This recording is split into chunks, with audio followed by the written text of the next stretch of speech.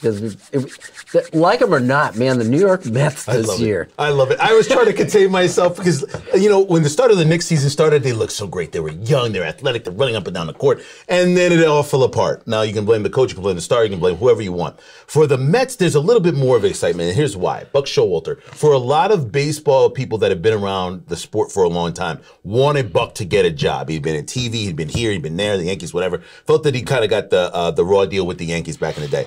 He comes back to New York. He puts in an old school feel, but adapts to it. Understands that he's got, two ace pitchers in Scherzer, who's healthy right now, DeGrom, who is not, but I'll deal with that in a minute. Then he gets, Odor. He's got Alonso. He's got all of these different pieces that he can roam around. And it feels like they have, for lack of a better term, an adult manager. I feel as if that in any situation, Buck can handle it. And I feel that this team will be a lot more solid all the way through. Plus, Odor wants to come back and prove that he's an MVP candidate. And Robinson Cano is back as well. And he's still got some left in the tank, hopefully as clean as possible. So I am deeply excited. We have a deep team. I don't want to say too much yet because we still got about 5 more months of baseball.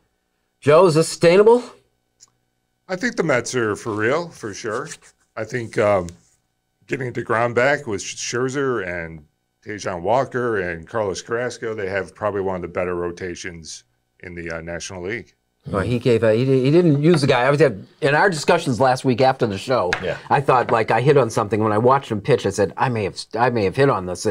That Chris Bassett may be their best pitcher. Yeah, but it's so early in the year. You got guys that can produce and perform well that you weren't expecting. It's the sustainability. It is the fear that I have when you mentioned them. I'm like, okay, this looks great this week. Let's see how it is. You've got all of these sort of pieces moving around. I'm just happy Buck is there to manage it. I think before the managers were not up to snuff. Now he is. Yeah, to get back, again, he's a guy, he's an old school guy, like you said, who's adapted with the times. I think the guy's got 20 years left of quality management left. Just give me one good year. A good year in the playoffs. Let's make a run at this, try to take the Dodgers out, and then get to a World Series.